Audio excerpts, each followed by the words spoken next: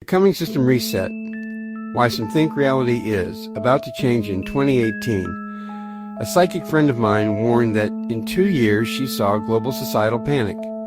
When I asked for details, she said she could only see the emotions. I bought tools, radios, emergency food. Essentially, I was prepping for something I didn't know would be coming. I was still a dream walker back then and had a dream where a fighter jet with pharma insignias was flying to attack, but crashed and burned, so I wrote a post for the Boland Report explaining the entire pandemic. I just didn't know what virus they would use, because the plan was to blame the unvaccinated. My post is still online if you want to read it for historical reasons. There is a link to this 2017 post in the description. Hello, I am Dr. K. Paul Stoller. Recently, mathematician and economist Eric Weinstein issued an equally striking warning. He told listeners to get out your boards and start paddling, because the mother of all tsunamis is coming. Not a literal tsunami, a societal one. A transformation so large that many of the things we take for granted today may not look the same in the near future. But what exactly does he mean? Weinstein's argument begins with a simple observation. Many of the institutions that shaped modern life are losing public trust.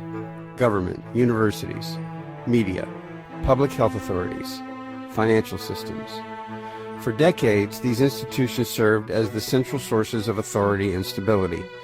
But today, confidence in them is declining rapidly. When institutions lose trust, they lose something more important than power. They lose legitimacy. And once legitimacy disappears, systems can change very quickly. At the same time, we are entering an era of unprecedented technological acceleration, artificial intelligence, biotechnology, automation, digital finance. These technologies have the power to reshape entire industries almost overnight. Jobs that once seemed permanent can vanish. New industries can appear suddenly. And information now spreads faster than any institution can control. The result is a world where change moves faster than stability. The global system we live in today largely emerged after World War II. Toward the war, nations built a new international order, economic institutions, security alliances, trade networks. For nearly 80 years, that system created relative stability and economic growth. But every system has a lifespan, and many historians believe that we may now be reaching the end of that cycle. There is an interesting pattern that appears repeatedly in history.